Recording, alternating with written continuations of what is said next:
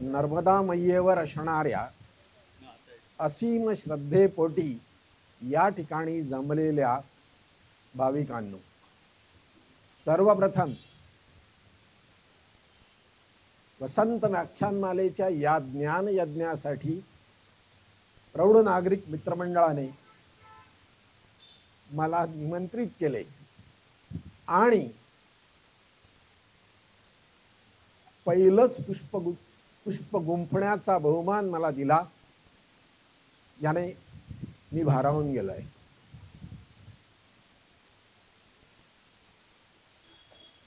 मला किती आनंद झालाय हे शब्दात सांगणं अवघड आहे. मी फक्त एवढंच म्हणतो की मी तुम्हा सर्वांचा ऋणी आहे. दुसरी एक गोष्ट, माझ्या व्याख्यानाचा जो विषय आहे नर्मदा परिक्रमा आणि वैशिष्ट्यपूर्ण अनुभव, त्या अनुषंगाने मी अगोदर एक गोष्ट सांगू इच्छितो की केवळ आणि केवळ परमेश्वरी कृपा, आई वडिलांची पुण्याई, थोरा मोठ्यांचे आशीर्वाद आणि तुमच्यासारख्या सर्वांच्या सदिच्छा यामुळेच 2019-20 साली माझी 140 दिवसांची बाई नर्मदा परिक्रमा मैयेने संपन्न करून घेतली.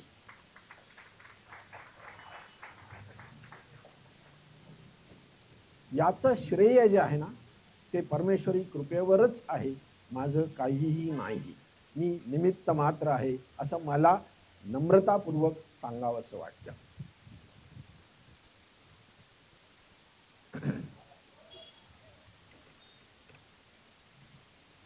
हा धरला की नाही ना काय प्रश्न.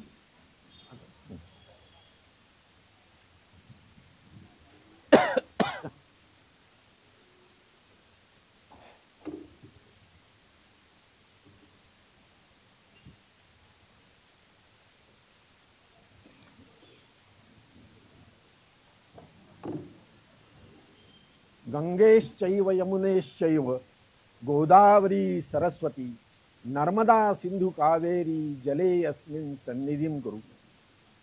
हे आपण, हा जो श्लोक आहे हा आपण सगळेच जण दररोजच म्हणत असतो आणि आपल्याला त्याचा अर्थही माहिती आहे.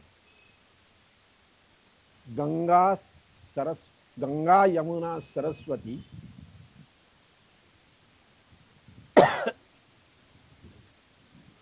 गोदावरी नर्मदा सिंधू कावेरी या ज्या 7 नद्यांचा या ठिकाणी उल्लेख केलेला आहे त्या नाही येत.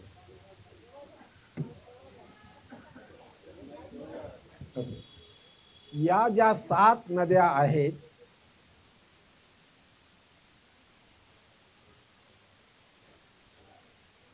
त्या आपल्या सगळ्यांच्या जीवनदायिनी आहेत.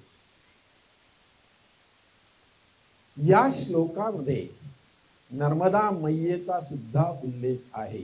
याच्याच वर्ण आपल्याला प्रथमतः ध्वनीत होतं की नर्मदा हिचं महात्म्य किती मोठं आहे. ऋग्वेदातील खील सूक्तामध्ये नर्मदा मैयेचा उल्लेख करण्यात आलेला आहे आणि त्यात त्याचा प्रणाम मंत्र दिलेला आहे. नर्मदा मैयेबद्दल स्कंद पुराणामध्ये अवंतिका खंड किंवा रेवा खंड नावाचा एक 236 अध्यायांचा खंड आहे, ज्याला नर्मदा पुराण असं म्हटलं जातं. आणि त्या नर्मदा पुराणामध्ये नर्मदेचं परिक्रमेचं आणि तिच्या काठावर असणाऱ्या अनेक तीर्थक्षेत्रांचं वर्णन केलेलं आहे. मार्कंडेय ऋषींनी नर्मदा मैयेच्या बाबतीमध्ये एक फार वैशिष्ट्यपूर्ण माहिती सांगितलेली आहे आणि त्यांनी असं सांगितलंय की त्यांना त्यांच्या आयुष्यात 21 प्रलय पाहण्याचा प्रसंग आला, पण या 21 प्रलयामध्ये नर्मदा मैया अबाधित आहे. नर्मदा मैया 21 प्रलयांमध्ये अबाधित आहे. वस्तुतः आपल्याला हे माहित आहे की दर 100 दिवसांनी निसर्गात बदल होत असतो. असं असताना 21 प्रलय ज्या नदीने पाहिलेले आहे आणि ज्या 21 प्रलय होऊन सुद्धा जी अबाधित आहे, तिचं महात्म्य किती असेल हे माझ्यासारख्या पामराने तुम्हाला सांगण्यासारखी परिस्थिती नाही. याच मार्कंडेय ऋषींनी पांडव जेव्हा वनवासात होते तेव्हा ते मार्कंडेय ऋषींच्या आश्रमात गेले, त्यावेळी त्यांना नर्मदेचं महात्म्य सांगितलेलं आहे. अगदीच अलीकडचा उल्लेख करायचा झाला तर 1952 ते 1955 या 3 वर्षांमध्ये एक बंगाली गृहस्थ घोषाल म्हणून होते, त्यांनी त्यांच्या वडिलांना वचन दिलं होतं म्हणून 3 वर्ष 3 महिने आणि 13 दिवसांची पायी नर्मदा परिक्रमा केली. आणि एवढंच नव्हे तर ती परिक्रमा संपन्न झाल्यानंतर त्यांनी 300 पानांचा एक असे 8 खंड नर्मदा मैयेवरती लिहिलेले आहे. इतकं या मैयेचं महात्म्य अगाध आहे. अशी ही नर्मदा मैया अमरकंटकला मेकल पर्वतातून उगम पावते आणि म्हणून तिला मेकल सुता असंही म्हटलं जातं. तिची लांबी 1350 किलोमीटर आहे. भारतातल्या ज्या प्रमुख नद्या आहेत त्या सगळ्या पूर्व वाहिनी आहेत, परंतु नर्मदा नदी मात्र पश्चिम वाहिनी आहे. आता तापी नदी सुद्धा आहे, पण आपण प्रामुख्याने प्रमुख नद्यांचा या ठिकाणी विचार करतो आहोत. नर्मदेचं जे संपूर्ण प्रवास आहे त्याचं फार सुरेख वर्णन करण्यात आलेलं आहे. आणि त्यानुसार अमरकंटक म्हणजे नर्मदा मैयेचे तळवे, मंडला म्हणजे गोटा, भेड़ाघाट म्हणजे मैयेचे गुडघे, नेमावर म्हणजे कटी, ओंकारेश्वर नाभी, महेश्वर उदर, शूलपानेश्वर किंवा शूलपानीचं जंगल हे मैयेचं हृदय, नंतर कर्णाली मैयेचं मुख, भरूच मैयेचं मस्तक आणि रेवा संगम म्हणजे मैयेची शिखा. अशा प्रकारे नर्मदा मैयेचं विराट स्वरूप आपल्या पुराणांमध्ये वर्णन केलेलं आहे. आता या नर्मदेची परिक्रमा करायची म्हणजे काय करायचं, तर परिक्रमा हा शब्द जो आहे तो प्रदक्षिणा या अर्थाने जर घेतला तर आपल्याला समजायला सोपं पडतं. जसं आपण कुठल्याही मंदिरात गेलो की त्या मंदिरात देवाचं दर्शन घेतल्यानंतर आपण काय करतो, उजव्या बाजूने प्रदक्षिणा घालतो, बरोबर की नाही. अगदी आपला मुलगा जर चुकून उलट्या बाजूने जायला लागलं तर आपण पटकन त्याला सांगणार तिकडनं नाही इकडनं जायचं आहे. ओके, म्हणजे थोडक्यात काय की तुम्ही नर्मदा मैयेला तुमच्या उजव्या हाताला ठेवून प्रदक्षिणा घालायची, याला म्हणतात परिक्रमा. आणि ही परिक्रमा करत असताना मैया ओलांडायची नाही, हा महत्वपूर्ण नियम आहे. ही मैया जी आहे ही कुमारी आहे. नर्मदा मैयेला कुमारी का म्हणतात हा एक प्रश्न येतो. तर गंमत अशी आहे, आपल्या नद्या सागराला जाऊन मिळतात हे आपल्याला माहिती आहे, पण नर्मदा मैयेच्या बाबतीमध्ये एक वैशिष्ट्य असं आहे की नर्मदा डायरेक्ट सागराला जाऊन मिळत नाही, ती खंबाळ्याच्या आखातात जाऊन मिळते आणि म्हणून तिला कुमारी मानलं जातं. आणि म्हणूनच नर्मदा परिक्रमेमध्ये कन्यापूजन आणि कन्याभोजन याचं महत्व आहे. आता ही परिक्रमा करत असताना आपल्याला काय नियम पाळावे लागतात,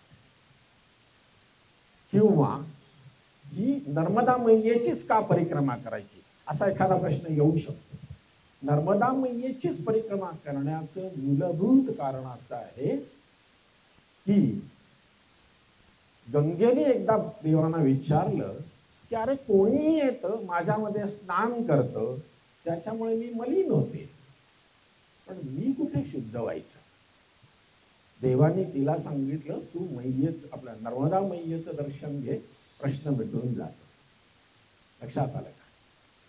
कारण गंगेमध्ये स्नान केल्यानंतर आमची पापं धुतली जातात, पण नर्मदा मैयेचं वैशिष्ट्य असं आहे की आम्ही केवळ तिचं दर्शन जरी घेतलं तरीही पापक्षालन होतं.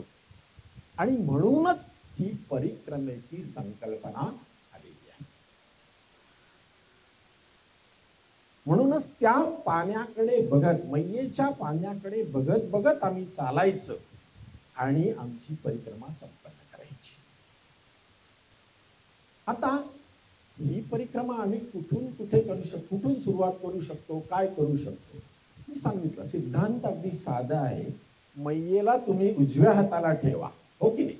त्यामुळे मैयेच्या तटावरनं तुम्ही कुठूनही ही परिक्रमा सुरू करू शकता. म्हणजे समजा तुम्ही अमरकंटक वरनं सुरुवात केली तर तुम्ही अमरकंटक पासून भरोच पर्यंत येणार, तिकडे रेवा संगम वरनं पलीकडे जाणार आणि मग नंतर तिथून पुन्हा अमरकंटकला पोहोचणार. पण परिक्रमा म्हणजे ती प्रदक्षिणा झाली म्हणजे झालं असं नाहीये. त्या संकल्पनेमध्ये आणखी एका गोष्टीचा समावेश आहे. तो असा आहे की आमची परिक्रमा म्हणजे हे चालून झाल्यानंतर आम्ही ओंकारेश्वराचं दर्शन घेणार, ओंकारेश्वराला अभिषेक करणार आणि आमच्या जवळचं जे नर्मदा जल आहे ते त्या मैयेला अर्पण करणार. मग ती आमची परिक्रमा संपन्न होते, अशी ही संकल्पना आहे. त्यामुळे जर तुम्ही अमरकंटक ते अमरकंटक केलं तर तुम्हाला ओंकारेश्वराला अभिषेक करण्यासाठी पुन्हा अमरकंटक टू ओंकारेश्वर यावं लागतं, तिथं अभिषेक करून जलार्पण करावं लागतं, मग तुमची परिक्रमा संपन्न होते. आणि म्हणून बरेचसे लोक हे ओंकारेश्वर पासूनच परिक्रमा उचलतात. परिक्रमा उचलणे हा शब्द प्रयोग त्या ठिकाणी आहे, म्हणजे परिक्रमेला सुरुवात करणे. आलं ना लक्षात? हे त्याचं कारण आहे. आपण कुठूनही करू शकतो. आता या परिक्रमेमध्ये काय काय नियम आपण पाळायचे? आपल्याला क्षौर करावं लागतं, संकल्प सोडावा लागतो. या संकल्पाची मोठी मजेशीर गोष्ट मला आवर्जून सांगावीशी वाटेल. आपण घरी आपल्या अनेक प्रकारच्या पूजा करतो आणि त्या ठिकाणी आपण देवाला, संकल्प म्हणजे काय, आपण देवाला एक प्रार्थना करतो की बा मी असं असं करत आहे, ओके नाही? तिथे आपण तो संकल्प सोडत असताना आपल्याला ते गुरुजी किंवा ते स्वामीजी आपल्याला सांगतात आवर्जून की तुम्ही या संकल्पातनं मैयेची प्रार्थना करा की मैये तू माझी परिक्रमा संपन्न करवून घे. मी मगाशी सांगितलं की हे सगळं तिने केलेलं आहे, त्याच्या मागची भूमिका ही आहे. आता इथे एका मिनिटाचा ब्रेक घेऊन त्याच्यासाठी सांगतो की कशासाठी असे शब्दप्रयोग आहेत. हे उगाच आहेत का शब्दप्रयोग? अजिबात नाही. नर्मदा परिक्रमा करण्याचा हेतू काय आहे हा जर आपण लक्षात घेतला तर आपल्याला याचं रहस्य उलगडेल. नर्मदा परिक्रमा करण्याचा हेतू असा आहे की माझी साधना वृत्ती व्हावी. काय असतं, आपण रोजच्या आयुष्यामध्ये आपापल्या संसारामध्ये व्यस्त असतो. आपल्याला खूप ठिकाणी जायचं असतं, पण या ना त्या कारणाने आपण जाऊ शकत नाही, कारण सांसारिक जबाबदाऱ्या असतात. मग ही नर्मदा परिक्रमा मी करणार म्हणजे मी तात्पुरता संन्यास घेणार. तात्पुरता संन्यास याचा अर्थ मी ज्या काळापर्यंत परिक्रमेत आहे तोपर्यंत मी जास्तीत जास्त ध्यानधारणा करणार, जास्तीत जास्त संन्यस्त वृत्तीने वागणार. सगळं काही एका रात्रीत होत नाही, पण हा एक आपला प्रामाणिक प्रयत्न असतो आणि तो मैयेला भावतो. आलं ना लक्षामध्ये का? तर तो मैयेला भावतो. जगन्नाथ कुंटेंसारख्या विरक्त आणि अध्यात्माला पुरेपूर वाहून घेतलेल्या माणसाच्या बरोबर आपलं कधीच होणार नाही, पण आपण त्यांच्या पावलावर पाऊल ठेवून थोडंसं जरी मार्गक्रमण केलं तरीही आपल्यामध्ये त्या काळामध्ये संन्यस्त वृत्ती नक्की येते. काही अंशी का होईना ती नक्की येते. तर उपासना वृद्धी होणं हा नर्मदा परिक्रमेचा मूलभूत उद्देश आहे. आता या नर्मदा परिक्रमेमध्ये आमचं वर्तन कसं असलं पाहिजे, आमचं वर्तन कसं असलं पाहिजे, या संदर्भामध्ये मला एम.ए. स्वामींचे शिष्य रंगावधूत स्वामी जे नारेश्वरला आहेत, म्हणजे त्यांनी समाधी येते तिथे, त्यांनी केलेल्या एका पदाची आठवण देतो. कदाचित श्रोतृ वर्गामध्ये असेही काही जण असतील की ज्यांना नर्मदा परिक्रमेला जाण्याची इच्छा आहे, तर अशा लोकांनाही ते जास्त मार्गदर्शक असेल आणि म्हणून मी ते तुम्हाला वाचून दाखवतो. एक रंगावधूत स्वामींचं हे पद असं आहे, रे मन मस्त सदा दिल रहना, आन पड़े सो सहना, कोई दिन कंबल कोई दिन अंबर, कबू दिगंबर सोना, आत्मनशा में देह भुला के साक्षी होकर रहना, रे मन मस्त सदा दिल रहना, कोई दिन घी गुड़ मौज उड़ाना, कोई दिन भूख सहाना, कोई दिन वाड़ी कोई दिन गाड़ी, कभू मसान जगाना, रे मन मस्त सदा दिल रहना, कोई दिन खाट पलंग सजाना, कोई दिन धूल बिछौना, कोई दिन शाह बने शाहों के, कभू फकीरा दीना, रे मन मस्त सदा दिल रहना, कड़ुआ मीठा सबका सुनना, मुख अमृत बरसाना, समझ दुख सुख नभ बादल सम, रंग संग छुड़ाना, रे मन मस्त सदा दिल रहना. या प्रत्येकाच्या ओळी मी तुम्हाला समजावून सांगण्याची काहीच आवश्यकता नाहीये, आपण जाणकार आहात. फक्त इथे एक जे वाक्य आलेलं आहे, कड़ुआ मीठा सबका सुनना, मुख अमृत बरसाना, या अनुषंगाने मला 2022 साली, तेव्हा माझी परिक्रमा झालेली होती, एक ईमेल माझ्या वाचण्यात आला. मी नाव कुणाचं सांगणार नाही. त्यात परिक्रमावासीने अशी तक्रार केलेली होती की अमुक एक आश्रमामध्ये मला चातुर्मासात राहण्याचा प्रसंग आला, त्या आश्रमासाठी मी इतके इतके रुपये, म्हणजे जवळपास लाखेक रुपये वर्गणी गोळा करून दिली आणि एके दिवशी त्यांच्याकडे मी अर्धा कप दूध मागितलं तर त्यांनी मला जोरात सांगितलं, नाही मिलेगा. एक रात्र कशी कशी काढली, तोपर्यंत मला निरोप आला की तुम्ही आश्रम सोडून जा. मग मी निघून आलो वगैरे वगैरे वगैरे. त्यांच्या तक्रारीचा सूर असा होता की मी एवढी मदत केली आणि मला अर्धा कप दुधाला महाग झालो का मी? आलं लक्षात का? मला ते वाचल्यानंतर खरं सांगतो, अर्थात ते माझं वैयक्तिक मत आहे, तुम्ही you may differ with me.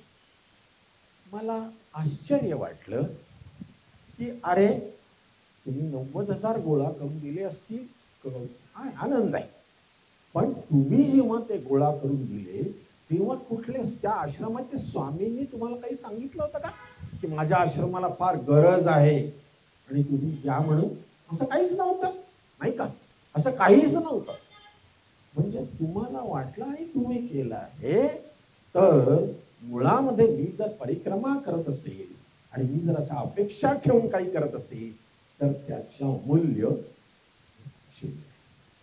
हे आपण लक्षात घेतलं पाहिजे. म्हणजे मी जेव्हा म्हणतो ना की परिक्रमा का म्हणजे कशासाठी करायची, खुद्द कुंटेंच्या पुस्तकामध्ये फार सुंदर पॅराग्राफ आहे, त्यातल्या 2-3 ओळी मी तुम्हाला सांगतो. अरे स्वामी भक्तीचा बाजार मांडलेला आहे, भक्तीचा बाजार मांडलेला आहे. अशा याच्यामध्ये तुम्ही त्या मोहात पडू नका, कुठेही मुक्काम करू नका.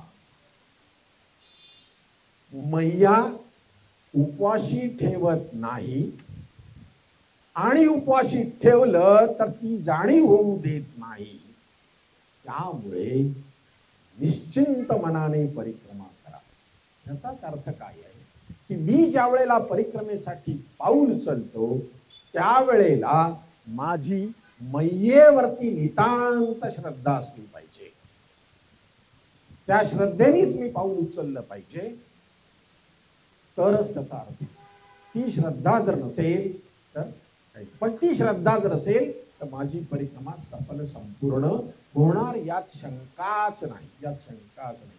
या अनुषंगाने मला द्रौपदीचा एक प्रसंग आठवतो. द्रौपदी वस्त्रहरण व्हायचं होतं त्यावेळेला तिने, म्हणजे जेव्हा तिला असं लक्षात आलं की आता फक्त कृष्णच मला वाचवू शकतो, त्यावेळेला तिने कृष्णाचा धावा करायला सुरुवात केली. तिची पोझिशन अशी होती की तिने एक हात वर केला आणि दुसऱ्या म्हणजे डाव्या हाताने तिने तिचा ओचा धरून ठेवला होता, तिचा ओचा धरून ठेवला होता आणि ती कृष्णाचा धावा करत होती. बराच वेळ धावा करत होती, पण भगवान कृष्ण काही कुठे दिसत नव्हते. द्रौपदीचं जे आपण आपल्या मराठीत ज्याला म्हणतो पेशन्स संपत आले की अरे कृष्णा मी तुझा इतका धावा करतीये आणि तू येत नाहीयेस, का बरं येत नाहीयेस तू? आणि मग शेवटी तिने काय केलं, जो हात तिचा ओच्यावर होता ना तो देखील काढला, दोन्ही हात वर केले आणि तिने कृष्णाचा धावा सुरू केला आणि एका सेकंदात तिला समोर भगवान कृष्ण दिसले. का बरं हा बदल घडला? कारण अगोदर ज्या वेळेला तिने तिचा हात ओच्याला ठेवला होता तेव्हा मनामध्ये कुठेतरी धाकधूक होती की समजा तो नाही आला तर, समजा तो नाही आला तर. पण ज्या वेळेला तिने असं सगळं झोकून दिलं आणि त्याच्यावरती सगळं टाकलं त्यावेळेला तो एका सेकंदात त्याला पुन्हा रिमाइंडर पाठवायची गरज भासली नाही आणि द्रौपदी वस्त्रहरण होऊ शकलं नाही. ही श्रद्धा असावी लागते, तरच सगळं होतं. या श्रद्धेने आपल्याला नर्मदा परिक्रमा करणं गरजेचं आहे. हीच भावना आपल्या मनामध्ये असली पाहिजे. हा नर्मदा परिक्रमेचा मूळ हेतू आहे. हे इतकं ठळकपणे सांगण्याचं एकमेव कारण आहे, बऱ्याचदा लोक परिक्रमेला मॅरेथॉन समजतात. ही दुर्दैवाची गोष्ट आहे, ही दुर्दैवाची गोष्ट आहे. याचा अर्थ असा नव्हे की माझी 140 झाली म्हणजे तीच योग्य आहे आणि दुसऱ्यांची 108 झाली म्हणजे, कारण प्रत्येकाची चालगती वेगळी वेगळी आहे.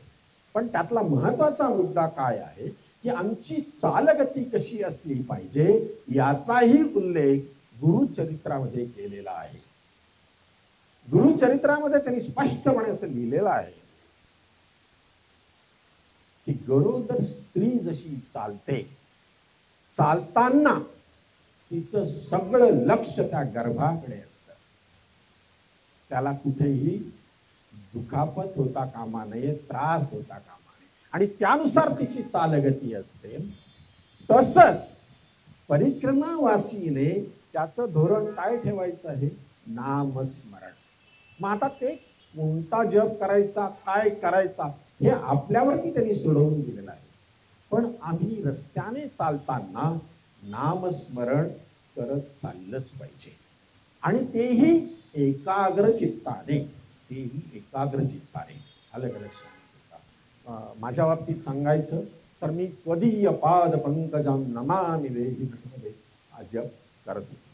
भाग्यवान असा आहे की त्यावेळेला माझी नात अगदीच छोटी होती आणि मी ते जाण्यापूर्वी घरात म्हणत होतो, त्यामुळे तीही ते म्हणत होती. असे आपल्याही नकळत काही संस्कार होत जातात. तर हा महत्वाची गोष्ट आहे की परिक्रमा मला माझ्या साधनेच्या वृद्धीसाठी करायची आहे. मग संकल्प सोडायचा, पांढरी वस्त्र घालायची, या म्हणजे छोट्या छोट्या गोष्टी आहेत, त्याचा मी काही फारसा वेळ घालवत नाही. आणखी एक गोष्ट, परिक्रमेमध्ये हा जगन्नाथ कुंटेंचा हा सल्ला आहे. सल्ला म्हणण्याचं त्यांचं मार्गदर्शन म्हणणं जास्त वैयक्तिक राहील की परिक्रमेमध्ये अस्वाद भोजन करावे. अस्वाद भोजन करावे याचा अर्थ मला परिक्रमेत जिथे जसं मिळेल ते मी आनंदाने स्वीकारेन. त्याच्याबद्दल माझ्या मनामध्ये कुठलाही ग्रह असणार नाही. तो मय्येचा प्रसाद आहे याच भूमिकेतनं मी तो ग्रहण करेन. आता याचा काय होतो ते मी यथावकाश सांगेन तुम्हाला. आणि अशा रीतीने आपली परिक्रमा व्हायला पाहिजे. आता परिक्रमेबद्दल एवढी माहिती सांगितल्यानंतर मी दुसऱ्या भागाकडे, म्हणजे परिक्रमेतील वैशिष्ट्यपूर्ण अनुभव काय या विषयाकडे वळतो.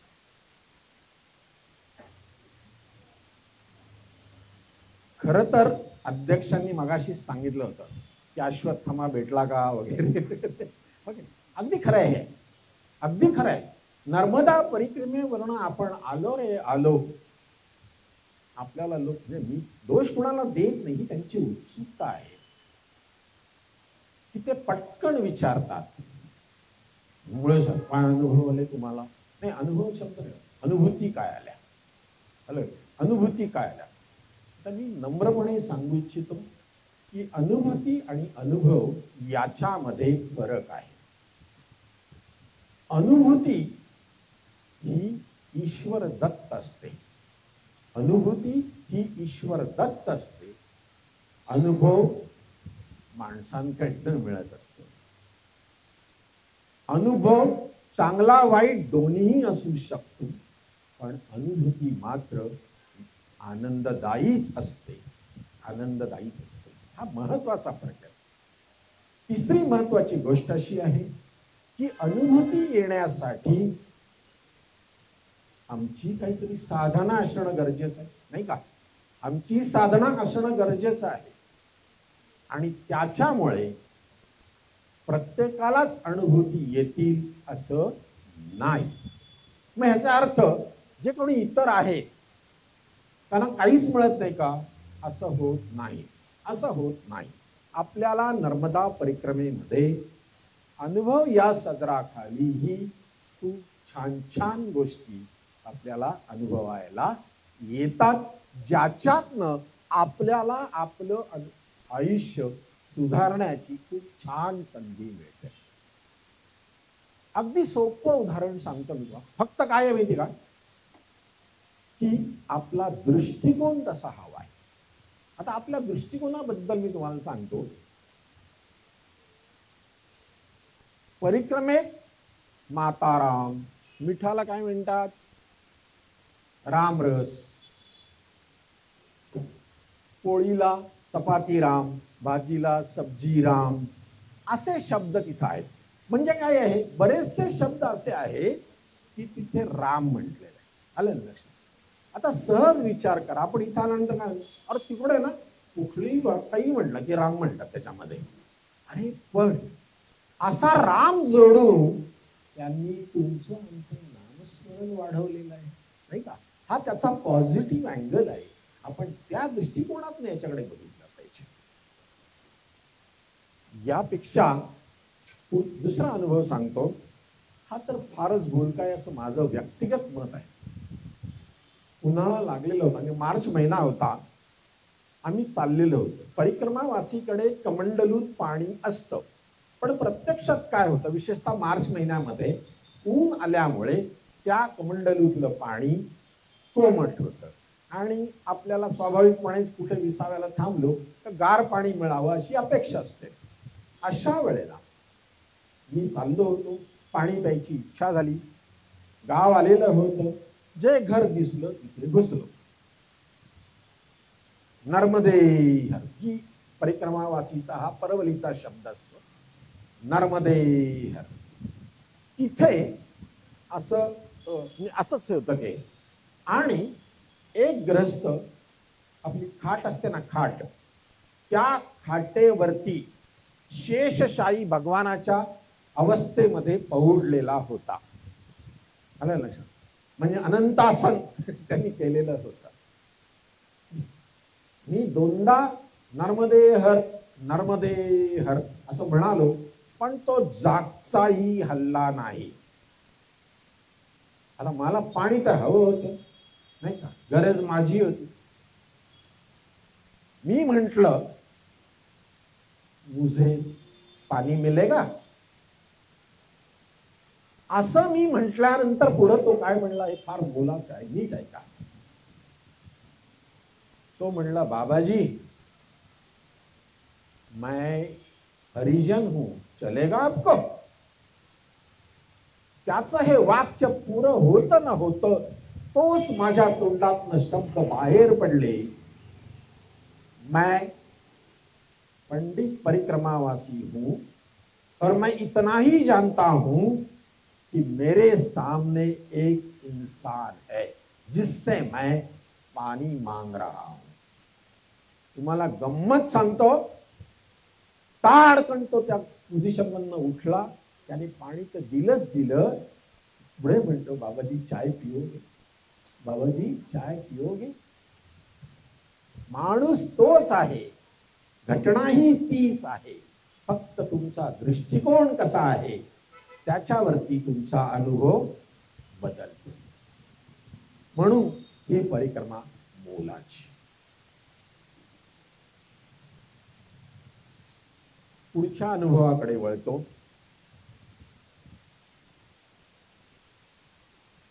एके दिवशी सकाळीच आम्ही असं चाललेलो होतो. आमचा रस्ता हायवे होता आणि चालल्यानंतर काय झालं, आम्ही या बाजूने चाललोय, समोरच्या बाजूला एक टपरी, खरं तर ती टपरी नव्हती, म्हणजे आपलं कापूस पिकवतो ना आपण कापूस, तर त्याची जी वाळलेली लाकड असतात त्याच्यापासून त्यांनी ती टपरी बनवलेली होती. म्हणजे इतकी ती क्षुल्लक अशा स्वरूपाची. मला सांगण्याचा हेतू काय की तो इतका गरीब होता बिचारा. त्याने आम्हाला बघितलं आणि तो म्हणला, बाबाजी आओ चाय पिओ. आता परिक्रमेचं वैशिष्ट्य असतं, कोणी काही देत असलं तर नाही म्हणायचं नाही. त्याप्रमाणे आम्ही तिथं गेलो. त्याने चहा करता करता, अरे मैया तूने आज दिल बहुत खुश कर दिया. अरे कल एक भी परिक्रमावासी नहीं आया, आज देखो 25 परिक्रमावासी आ गए, दिल बहुत खुश हो गया. आणि त्यांनी आम्हाला सगळ्यांना छानसा चहा पाजला. चहा पाजत असताना त्यांनी हेही सांगितलं, बाबाजी चाय पीने के बाद आप कोई भी रोड क्रॉस ना करे, मैं आप सबको ग्रुप में रोड क्रॉस करा के देता हूं. आणि त्याचा ध्यास चाललेला होता कि कल एक भी परिक्रमावासी नहीं आया, दिल इतना खट्टा हो गया कि अरे आज मैंने क्या किया, आज मैया ने एक भी परिक्रमावासी नहीं भेजा. आता तुम्हाला याची दुसरी साईड सांगतो की तो जे म्हणत होता की काल एकही परिक्रमावासी आला नाही, त्याचं खरं कारण हे होतं की आदल्या दिवशी एकादशी होती. एकादशीच्या दिवशी मैयेला चालवायचं नाही असा पायी परिक्रमेचा नियम असल्या कारणाने त्या रस्त्यावरून कोणी गेलं नाही. त्या बिचाराला काही ते माहिती नव्हतं, पण त्याच्यामुळे म्हणा काही दुसऱ्या दिवशी 25 परिक्रमावासी आले. त्यांनी त्यांची किती आदराने आणि प्रेमाने सेवा केली याच्यातनं आपल्याला बरंच काही शिकता येईल. आपल्या घरी शहरी जीवनामध्ये आजही कोणी आलं तर बऱ्याचशा घरांमध्ये पाणी देऊ का असं विचारलं जातं. या पार्श्वभूमीवरती मला तो माणूस देवच वाटतो. म्हणून म्हटलं प्रश्न दृष्टिकोनाचा. पुढचं हे सांगतो. परिक्रमेत चालता चालता आम्ही मलवाड्याला गेलो. मलवाडा इथे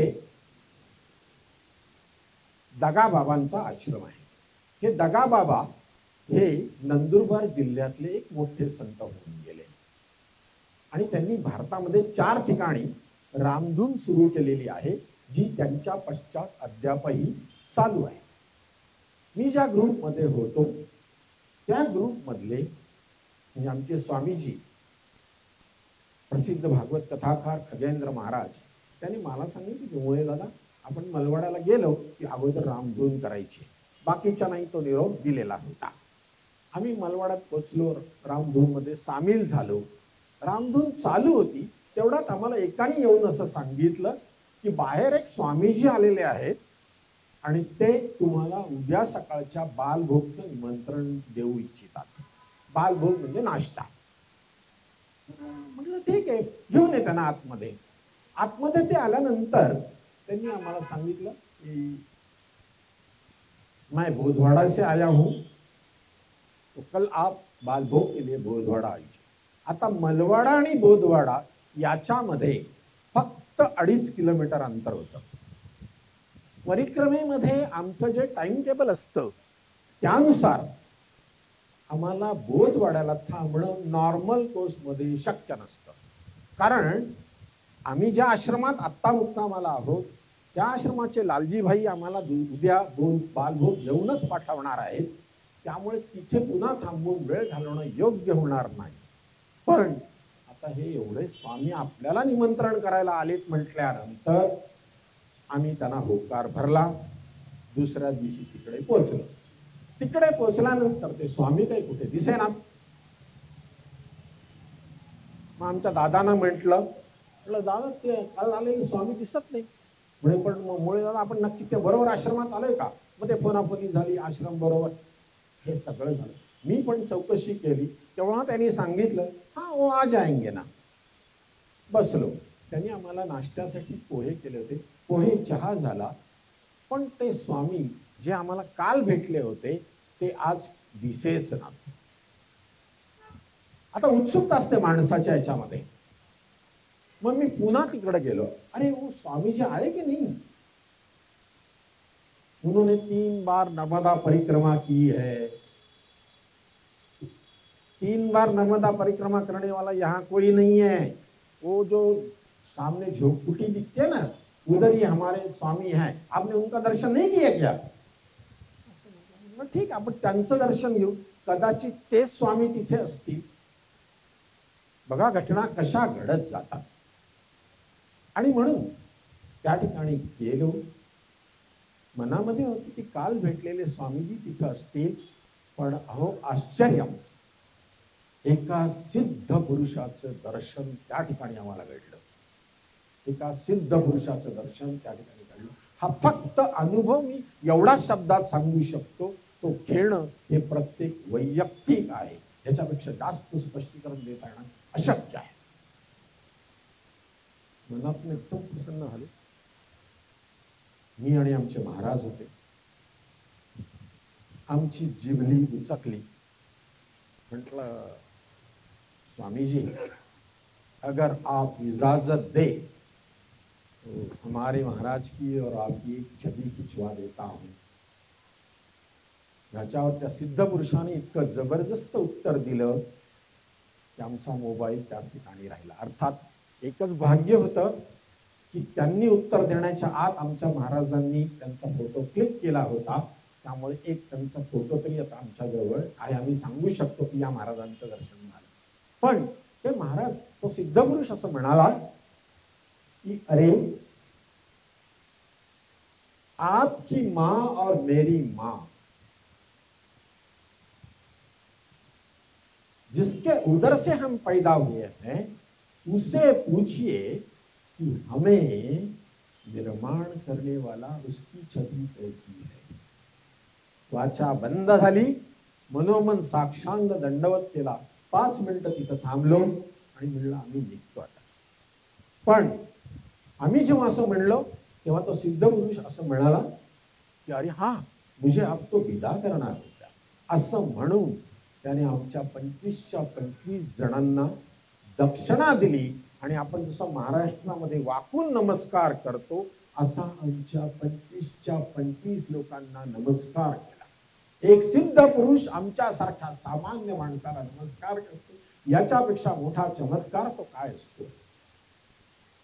हे केवळ परिक्रमेतच शक्य. कारण परिक्रमेमध्ये परिक्रमावासी हा नर्मदा मैयेचंच रूप असतं, अशी त्यांची श्रद्धा असते. झालं, आता दर्शन झालं सिद्ध पुरुषाचं, हे ठीक आहे. पण तो प्रश्न अनुत्तरितच होता की ते कालचे स्वामी कुठं गायब झाले, नाही का. माणसाचं मन मोठं वाईट असतं. पुढे आम्ही एका गावात जाणार होतो जिथे आमच्या भोजन प्रसादीची व्यवस्था होती आणि या कालच्या आश्रमातला एक बाई आम्हाला तिथं भेटणार होत्या. त्यांना आम्ही त्या आश्रमात भेटल्यानंतर मी पहिल्यांदा त्यांना म्हटलं, पागेताई, काल आपण बसलो होतो रामधून करत, तेव्हा एक स्वामी आले होते, तुम्ही ओळखता ना त्यांना? अहो मुळे दादा, तो एकदम लफंगा माणूस आहे. त्या बाईंनी, पागेबाईंचं उत्तर आहे का आता, तो एकदम लफंगा माणूस आहे. तो आमच्या आश्रमाच्या बाहेर बसतो आणि लोकांना मिसगाईड करतो.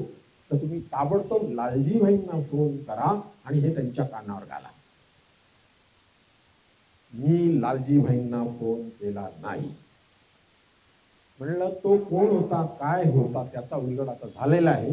पण त्याच महात्म्याच्या माध्यमातून आमच्यासारख्या सामान्य माणसाला एका सिद्ध पुरुषाचं दर्शन या परिक्रमेत झालं, यापेक्षा भाग्य ते कोण कर. आम्ही मनोमन नमस्कार केला, पुढे चालू केला. परिक्रमेमध्ये आस्वाद भोजन करावे अशी ही एक गोष्ट आहे. मगाशीच मी सांगितलं की जगन्नाथ कुंटेंच्या पुस्तकातच त्यांनी लिहिलं आहे, आस्वाद भोजन करा. म्हणजे काय, तुमच्या मनावरती ताबा मिळवा, इंद्रियांवरती ताबा मिळवा. आणि तो पोटातून जातो म्हणून सुरुवातीला जेवणावरती कंट्रोल करा, अशा अर्थाने.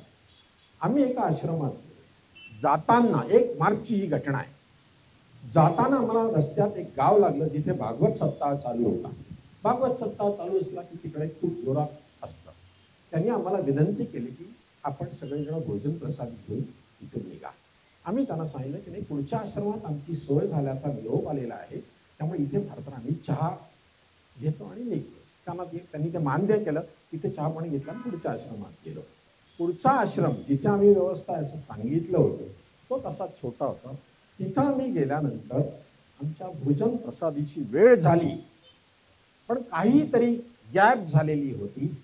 आणि म्हणून त्या आश्रमाचे स्वामी, ज्यांना एक डोळा तर नव्हताच नव्हता आणि दुसऱ्या डोळ्याने कमी दिसत होतं, त्यांनी आमच्यासाठी वरण भात शिजवला आणि वाढायला घेतला.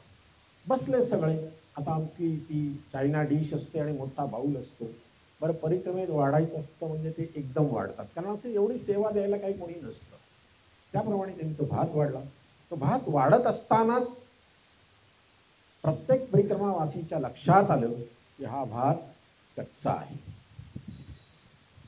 वरण वाढलं, सुरुवात झाली जेवायला. मग काही जणांनी 2-3 घास खाल्ले आणि ते वरण ओतलेलं होतं, तो वाडगा जे बाऊल रिकामा झालेला होता, तो बाऊल त्या भातावरती पालथा टाकला. म्हणजे जणू काही आपण संपवलंय बा आपलं सगळं. आलं ना. मलाही त्यांनी डोळ्यांनी खुणावलं की तो भात कच्चा आहे. परमेश्वरी कृपा. त्या क्षणाला मला जगन्नाथ कुंटेंच्या त्या वाक्याचं स्मरण झालं आणि तो प्रसाद आहे असं समजून तो भात मी ग्रहण केला. झालं. हात धुवायला गेल्यानंतर सुद्धा दादा भात कच्चा होता ना, फक्त एवढंच केलं, झालं. ही घटना इथंच संपली. दुसऱ्या दिवशी सकाळी ज्यांनी आदल्या दिवशी 2-3 घास खाऊन तो प्रसाद टाकून दिलेला होता त्यांचं पोट बिघडलं आणि ज्या मुळेंनी तो भात पूर्ण खाल्ला होता ते व्यवस्थित झाले. ही तिचीच कृपा, ही तिचीच कृपा. आपण कोणीही नसतो, आपण कोणीही नसतो, आपण फक्त निमित्त मात्र असतो. असे अनुभव त्या ठिकाणी येतात आणि मग त्या नियंत्यावरची तुमची आमची श्रद्धा वाढत जाते. एका आश्रमामध्ये गेलो. आता काही दृकश्राव्य माध्यमात इथे काही त्या अडचणी आहेत. हे फोटो जर मी तुम्हाला दाखवले तर अप्रतिम आश्रम होता तो. अप्रतिम आश्रम होता. बांधकाम हे फार सुंदर, तिथला घाटही अप्रतिम. पण आम्ही तिथे पोचलो, कोणीही सेवक, एक मनुष्य होता, एक मुलगा होता. संध्याकाळ होत आलेली, उजड पण नाही. तोच आम्हाला विचारतो, आपके पास बल्ब है क्या? फॉर्च्युनेटली आमच्याकडे बल्ब होता, तो त्याला दिला व तो त्यांनी लावल्यावरती तिथे प्रकाश पडला. अर्थातच काही सोय दे म्हटल्यानंतर सगळेजण पाणी पिऊन झोपले. परिक्रमेत ती सवय असते, म्हणजे होत असते, मैया ती काळजी घेते. पण मनामध्ये ही रुखरुखता कुठेतरी होती, अरे आश्रम इतका सुंदर आहे, इतका भव्य दिव्य आहे, मग हे असं का? मग दुसऱ्या दिवशी सकाळी त्या मुलाला, आम्ही घाटावरनं स्नान बिन करून आलो आणि त्या मुलाला पकडला. अरे म्हणलं, आम्हाला कमीत कमी देवाचं दर्शन तर घेता येईल ना? हाँ, मैं अभी पूजा करता हूँ, आप रुकिए थोड़ा, मैं फटाक से पूजा कर दूंगा, फिर आप दर्शन कर लीजिए. मग ते दर्शन घेत असताना आमच्या महाराजांनी हळूच विचारले की अरे असं का आहे? त्यावेळेला त्या मुलाने असं सांगितलं की इथे अमुक अमुक स्वामी होते, त्यांनी हे सगळं उभारलं, परंतु गावातले कोणीतरी आमदार खासदार यांच्याशी त्यांचं काहीतरी जमलं नाही किंवा बिघडलं. आपल्याला त्या खोलात जायचं नाही आहे, आपल्याला मुद्दा महत्वाचा, आणि त्यामुळे ते स्वामी तिथून निघून गेले. तुम्हाला गंमत सांगतो, आपल्याला एवढा पुरताच मुद्दा महत्वाचा आहे, ते स्वामी निघून गेले. मी मनामध्ये म्हटलं, बाकीचेही लोक म्हणाले जर एखादी चैतन्य मूर्ती असेल आणि ती तिथून शाप देऊन म्हणा किंवा नाराज होऊन निघून जात असेल तर काय दुरवस्था होऊ शकते याचं ते पतई घाट ज्वलंत उदाहरण. तपश्चर्या काय असते, देवाची कृपा काय असते आणि अवकृपा काय असते, हेही त्या ठिकाणी बघायला मिळाले.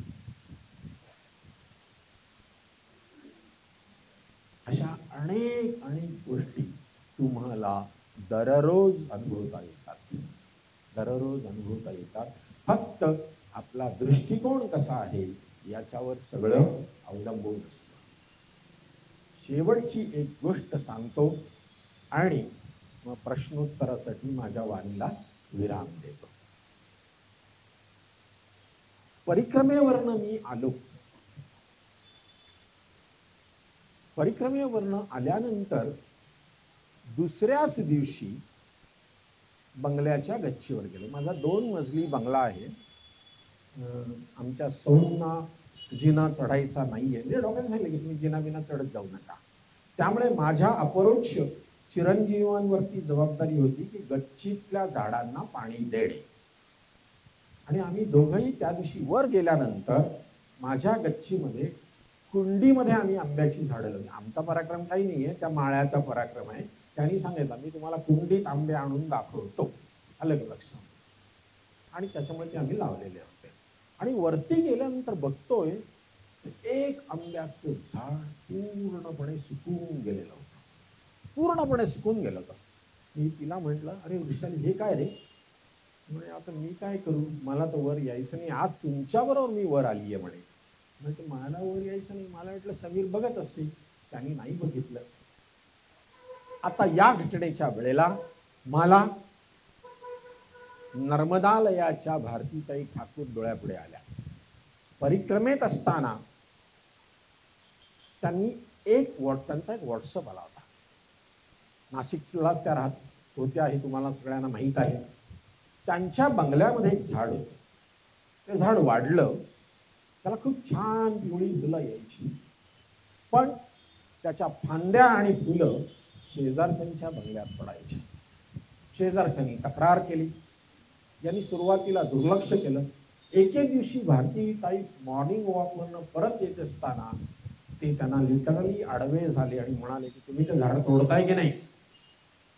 त्याबरोबर भारतीताई ठाकूरनाही वाईट वाटलं, राग आला आणि त्यांनी रागाच्या भरात ते झाड तोडलं. ते तोडलं म्हणजे पूर्ण मुळासकट नाही तोडलं, असं 5-7 फूट उंचीपर्यंत तोडून टाकलं. ते झाड नंतर वाढलं, पुन्हा वाढलं, पण त्याला फूल काही येईना. मग त्यांनी त्यांचे जे कोणी माळी होते त्यांना विचारलं याला फूल काय येत नाहीये. मग ते आपल्याला नाही येईल मावशी, आमचं होईल होईल असं जुजबी. हे करता करता कन्याकुमारीला त्यांची एक मैत्रीण आहे. त्याला माहित होतं की आपल्या मैत्रिणीला हे जास्त चांगलं माहिती. मग त्यांनी त्या मैत्रिणीला फोन केला आणि तिला हा संपूर्ण किस्सा सांगितला.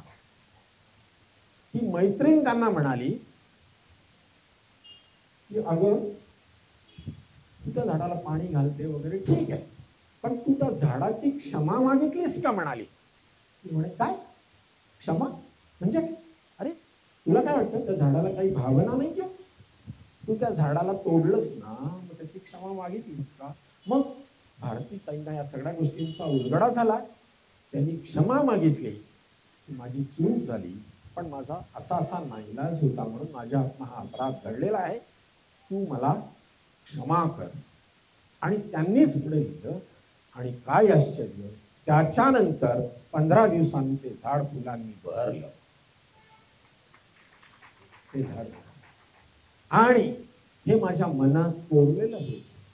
मीही आमच्या सुकलेल्या आंब्याच्या झाडाला लगेच प्रार्थना केली आणि मैयेची कृपा, तो आंबा पुन्हा बहरला. बरंच काही आहे.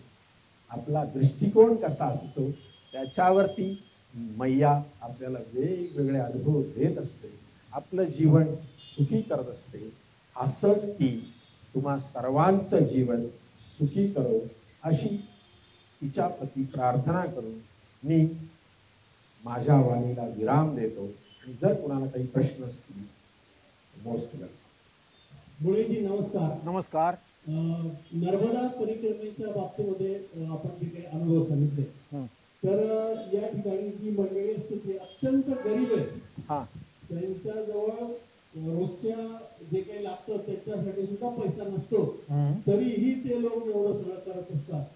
तिथं त्या भागामध्ये शिक्षणाचा अभाव वगैरे सर्व आढळून आलेला आहे. मी मध्यंतरी एक व्हिडिओ पाहिला होता की जे नर्मदा परिक्रमा करून आलेले जे प्रवासी आहेत ते त्यांच्यासाठी काही हालचाली करतायत का, असं काही घडतंय का त्या ठिकाणी, की त्यांचं जे शिक्षण वाढावं, त्यांचं जीवनमान उंचावावं, अशा तऱ्हेने काही प्रयत्न होत आहेत का.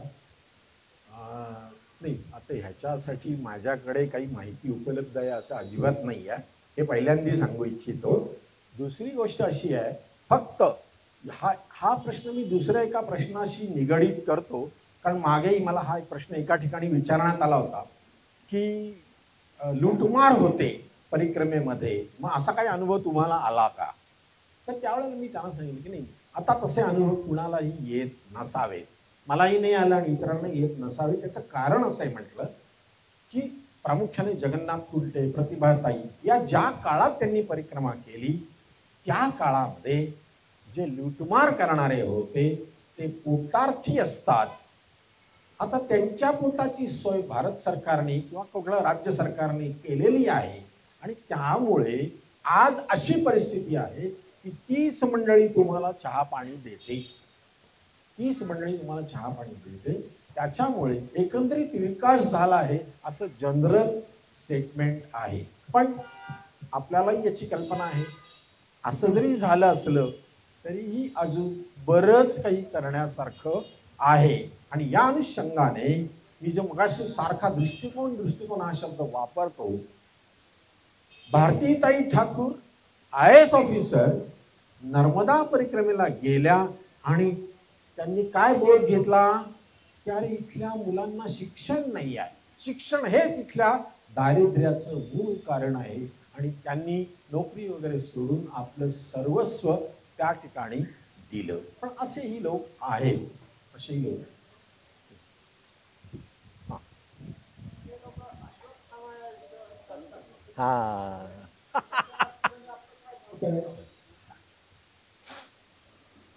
हा प्रश्न नर्मदा, जसं डॉक्टरांनी पण त्याचा उल्लेख केला होता की नर्मदा परिक्रमा म्हटलं की अश्वत्थामा आलाच पाहिजे. त्याशिवाय म्हणजे मी काही कोणाला हे करत नाही, त्यांचं काही चुकीचं आहे त्यांनी विचारलं असं मला अजिबात म्हणणं नाही. पण त्या बाबतीमध्ये एक तर पहिली गोष्ट, अश्वत्थामा शिवलपाणीच्या जंगलामध्ये फिरतो आणि तो, कारण तो चिरंजीव आहे आणि तो तिथून पास होणाऱ्यांना काही मदत लागली तर ती मदत करतो आणि गायब होतो अशी श्रद्धा आहे, अशी श्रद्धा. मग तो तुम्हाला दिसतो का? आता जगन्नाथ कुलटेंसारख्या महात्म्याला तो तिसऱ्या परिक्रमेत दिसला होता, हो की नाही? असं असताना नंदूमुळे मी अपेक्षा ठेवायची की माझ्या 140 हा एक भाग झाला, हा एक भाग झाला. दुसरी गोष्ट अशी आहे की नर्मदा म्हणजे अश्वत्थामा दिसला का यापेक्षा मैयेचं दर्शन झालं का हा प्रश्न जास्त मोलाचा आहे अशी माझी श्रद्धा आहे, अशी माझी. हे अर्थात वैयक्तिक मत आहे, तुमची क्षमा मागून सांगतो. कारण मी परिक्रमेला गेलो ही मैयेची साधना करण्यासाठी गेलेलो आहे आणि मग आपल्याला माहित आहे मगर हे मैयेचं वाहन आहे. त्यामुळे तुम्हाला त्या मैयेच्या पाण्यामध्ये जर कधी मगरीचं दर्शन झालं तर ती माणसं आपल्या स्वतःला भाग्यवान समजतात. आणि या निमित्ताने मी आजपर्यंत कधीही सांगितलं नाही, पण हे भाग्य मला तिलकवाड्यात असताना मिळालं ते मी नम्रतापूर्वक. यांचा प्रश्न असा आहे की मला जर पायी परिक्रमा करायची असेल तर मला काय तयारी करणं गरजेचं आहे. याचं थोडक्यात उत्तर असं आहे की तयारी दोन प्रकारची आहे, एक मानसिक आणि दुसरी शारीरिक. यात मानसिक तयारी ही फार फार महत्वाची आहे. एकच प्रसंग सांगतो. एकदा मी परिक्रमेत असतानाची ती गोष्ट आहे. परिक्रमा व्यवस्थित चालली होती. लक्कडकोटच्या जंगलातनं आम्ही जाणार होतो. त्यावेळेला या सदग्रस्ताने घरी फोन केला की 2-3 दिवसांनी आम्ही लक्कडकोटच्या जंगलातनं जाणार आहोत. त्या माऊलीनी तिकडं ऐकल्यानंतर तिला काय वाटलं माहिती नाही, ती पटकन या ग्रस्तांना म्हणाली, अरे तुम्ही जंगलातनं जाणार, एखाद्या वाघाने तुम्हाला खाल्लं तर? आलं का लक्षामध्ये का? आता भीती किंवा या गोष्टीला काही उत्तर नसतं. या माणसाच्या मनाची चलबिचल झाली. दुसऱ्या दिवशी सकाळी उठल्यानंतर त्यांनी त्याच्या 2-3 सहकार्यांना सांगितलं, तुम्ही पुढे जा, मला यायचं नाही, मी घरी चाललो. मग त्यांनी विचारलं का बरं? मग तिने सांगितलं असं झालं, त्यामुळे आता माझं मन स्थिर नाही आहे, मी पुढील परिक्रमा करू शकणार नाही, मला इथून जायचं. ह्याचा अर्थच असा आहे. आणि त्या माणसाची चालू, आता लक्कडकोटचं जंगल म्हणजे 60% परिक्रमा व्यवस्थित झालेली होती, 40% राहिली. हा, आता परिक्रमा व्हायचीच नसेल तर ती 4 दिवसांनी सुद्धा बंद पडू शकते, तो भाग वेगळा. पण जे व्यवस्थित चाललं होतं तिथे आमची मानसिक तयारी नीट नसल्या कारणानेच ती परिक्रमा खंडित झाली. म्हणून तुम्ही मानसिक तयारी करा, मग शारीरिक तयारी तर होतेच, कारण चालण्याची सवय वगैरे त्या गोष्टी होतात, त्या काही फार हे नाहीये. आलं ना लक्षात? ती मैया करवून घेते तुमचं आमचं. आलं लक्षामध्ये का? सुदैवाने आज या ठिकाणी आमचे एक स्नेही आहेत बागडे, ते नवरा बायको दोघंही आलेले आहे. मी त्यांचंही अभिनंदन करतो. बागडे साहेब वहिनी पण इकडे कोणीतरी बसलेले आहेत. त्या वहिनींना जाण्याची खूप इच्छा होती आणि म्हणून पण बागडे साहेब काही तयार नव्हते. पण त्या वहिनींनी म्हणजे हट्ट धरला, तुम्ही पण चला, तुम्ही आल्याशिवाय मी परिक्रमेला जाणार नाही असा हट्ट त्यांनी धरला. बागडे आणि तयार झाले आणि गेले आणि दोघांची परिक्रमा संपन्न झाली. मैयेने ती करवून गेली. म्हणून म्हटलं मानसिक तयारी जास्त मोलाची. येस. परिक्रमेचा दुसरा पर्याय काय? हा, एक पायी झाला, दुसरा पर्याय. हा, आता असं आहे, जसं आपण बघतो सुद्धा, म्हणजे मी सांगायला पाहिजे असं काही, आता ज्यांना पायी परिक्रमा करणं अनेक कारणांमुळे शक्य नसेल त्यांना आजकाल बऱ्याचशा ट्रॅव्हल कंपन्या बसनी घेऊन जातात. तर तुम्ही तोही ऑप्शन घेऊ शकता. मूलभूत गोष्ट काय माहिती का, तुम्ही बसने गेलात ना तर आमचं कॉन्सन्ट्रेशन म्हणजे परिक्रमेबद्दलचे काही व्हॉट्सअप ग्रुप आहे ते जर तुम्ही वाचले तर कधी कधी फार मजेशीर येतं. का म्हणून मग त्या आश्रमात गादी बिदी मिळतं ना झोपायला. आता मला असं सांगा, माझ्या शरीराला जर मला कष्ट द्यायचे आहे तर तिथे गादी मिळते का वगैरे, हे प्रश्न कितपत संयुक्तिक आहे याचा आपण विचार करायला पाहिजे. आलं. पण अशा कंपन्या आहेत ज्या बसनी वगैरे आपल्याला हे भाग्य घडवून आणतात. तिथून जायला काहीच हरकत नाही, कारण आमची श्रद्धा महत्वाची आहे. कारण आता एखाद्याला पायी चालणं शक्यच नसेल. आलं ना लक्षात? येस, ठीक आहे, थांबूया. हा, शेवटचा प्रश्न. हा, ठीक आहे. खूप खूप धन्यवाद.